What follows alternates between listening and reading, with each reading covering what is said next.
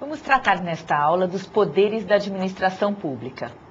Antes de iniciá-la, porém, gostaria de lembrá-los sobre a importância do esforço e do empenho de vocês para atingirem o objetivo da aprovação no exame da OAB.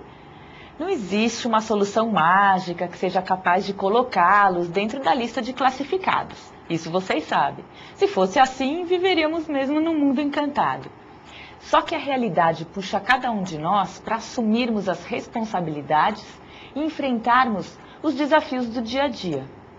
Por isso, eu quero chamar a atenção de vocês para se dedicarem mesmo ao estudo de todas as disciplinas, porque através das aulas, das suas anotações e também das apostilas, vocês são capazes de enfrentar muito bem, com muito sucesso, a prova da OAB. Todo o material necessário vocês já têm. Então, o ingrediente que falta para completar a receita é o empenho de cada um. Continuem mesmo a estudar as matérias de que mais gostam e procurem se esforçar bastante para compreenderem melhor aquelas que não parecem assim tão atraentes, que vocês têm um pouco mais de dificuldade, porque na realidade, o diferencial, como já falei para vocês logo na primeira aula, pode estar mesmo aí. Quanto mais questões vocês puderem acertar, melhor ainda será o desempenho de vocês. Por isso que é importante que vocês estudem aquelas matérias que para vocês são muito mais familiares, muito mais fáceis, e também procurem se esforçar naquelas que entendem ser um pouquinho mais difíceis, tá bem? E podem acreditar numa coisa, tudo aquilo que nós realmente queremos e que esteja, claro, ao nosso alcance, nós somos capazes de conseguir. Se isso não acontecer, é sinal de que não desejamos o suficiente. Então, se o objetivo, de todo mundo é passar no exame, vocês têm mesmo que se dedicar. É um pequeno sacrifício que no final vai compensar para o resto da vida profissional. Então, paciência e perseverança são as maiores aliadas nesse momento. Bem, vamos estudar um tema que particularmente acho muito interessante. Para que essa aula seja mais proveitosa, lembraremos alguns pontos importantes que embasam toda a atuação administrativa e deles vamos extrair as regras que mais se encaixam no estudo de hoje. Nosso assunto trata dos poderes da administração. Por que são conferidos certos poderes para a administração pública? Vamos pensar juntos nessa resposta. Vocês já sabem que toda atuação administrativa está voltada para a coletividade, para proporcionar o bem comum. Na sua atuação, às vezes, a administração pública pode se deparar com certos interesses individuais que não correspondem à vontade do todo social, quer dizer, do conjunto dos administrados. O Estado, então, não pode deixar que esses interesses particulares se sobreponham ao interesse público. E, para se impor, ele dispõe de determinados poderes que o legitimam a estabelecer uma proteção e uma garantia em favor de todos os integrantes da sociedade. Assim, respondendo diretamente à nossa pergunta, a administração pública detém esses poderes para bem atender ao interesse público. Nos dizeres até de Eli Lopes Meireles, esses poderes administrativos são verdadeiros instrumentos de trabalho adequados à realização das tarefas administrativas. E é através deles que a administração pública faz valer a sua vontade, claro que sempre dentro dos limites da lei.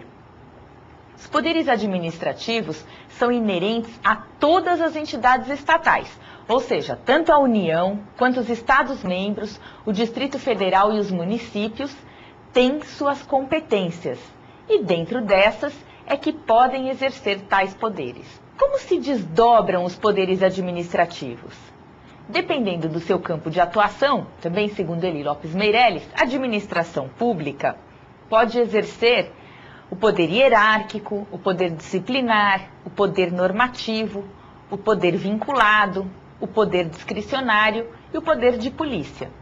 Não vamos aqui tratar do poder vinculado e do poder discricionário, porque vocês já estudaram no capítulo referente aos atos administrativos, que existem os atos vinculados e os atos discricionários. Assim, desses atos decorrem os poderes que a administração pública tem de agir com menor ou com maior liberdade, sempre atendendo aos limites da lei. Para quem não se recorda do conceito dos atos vinculados e dos atos discricionários, peço que retomem um pouco a aula do professor Carlos, porque eles são muito importantes no estudo do direito administrativo e os exames da OAB gostam muito de perguntar sobre as características de ambos. Comecemos então por analisar o poder hierárquico. Anotem, o poder hierárquico é aquele conferido à administração pública para distribuir internamente as competências de seus órgãos, para rever a atuação dos agentes que lhes são subordinados e para ordenar a esses agentes a atribuição de tarefas, estabelecendo assim uma relação de subordinação entre os agentes do seu quadro de pessoal. O poder público, ao distribuir as funções de cada servidor, já lhes atribui maior ou menor autoridade, organizando e ordenando os serviços administrativos. Por isso é que Eli Lopes Meireles afirma que o poder hierárquico tem por objetivo ordenar, coordenar, controlar e corrigir as atividades administrativas. O autor explica que pelo poder hierárquico, quando se ordena as atividades da administração, repartem-se as funções entre os agentes, de forma que cada um, dada a sua atribuição, possa exercer com eficiência o seu encargo. Quando ela coordena essas atividades, significa que entrosa as funções, para que se obtenha um funcionamento coerente, regular, harmônico. E quando controla, a administração pública zela pelo fiel cumprimento da lei e acompanha a conduta dos seus agentes. E por fim, quando corrige os erros administrativos, ela confere poderes ao superior hierárquico de rever os atos dos seus subordinados.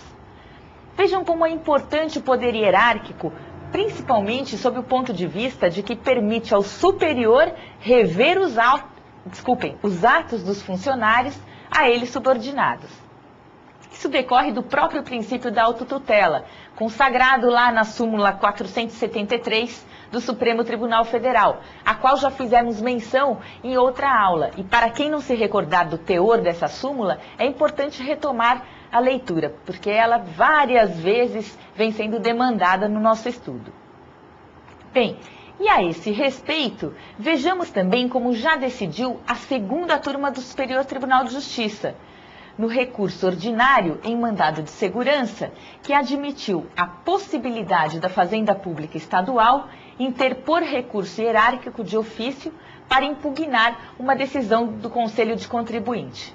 Vejamos lá. Vejam o teor do acórdão, principalmente prestem atenção nas argumentações que contém esse acórdão. Então, trata-se de um recurso ordinário em mandado de segurança, relatora ministra Laurita Vaz, do STJ, publicado no Diário de Justiça em 29 de abril de 2002. Vejamos. O controle hierárquico é fruto da própria Constituição Federal, que consagrou ao regime jurídico administrativo o princípio basilar da supremacia do interesse público ao privado. É inerente ao poder hierárquico da administração a prerrogativa de rever os atos praticados por seus subordinados, consoante o enunciado da súmula número 473 do Supremo Tribunal Federal. Em parênteses agora, aquela a qual nós nos referimos agora há pouco. Continuando. O recurso hierárquico apresentado pela Fazenda Estadual encontra-se previsto em lei específica, não ferindo, desse modo, aos princípios da isonomia processual e do devido processo legal. Precedente do STJ,